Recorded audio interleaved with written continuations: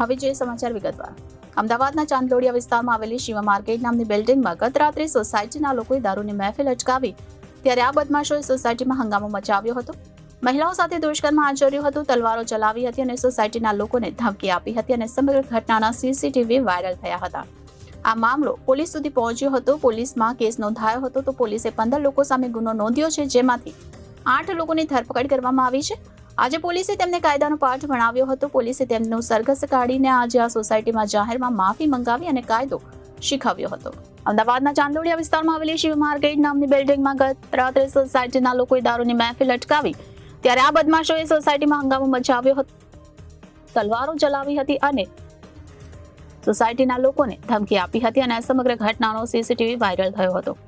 મામલો પોલીસ સુધી પહોંચ્યો. પોલીસમાં કેસ નોંધાયો. પોલીસે 15 લોકો સામે ગુનો નોંધ્યો છે, જેમાંથી 8 લોકોની ધરપકડ કરવામાં આવી છે. આજે પોલીસે તેમને કાયદાનો પાઠ ભણાવ્યો હતો અને પોલીસે તેમનું સરઘસ કાઢીને આજે સોસાયટીમાં જાહેરમાં માફી મંગાવી અને કાયદો શીખવ્યો હતો.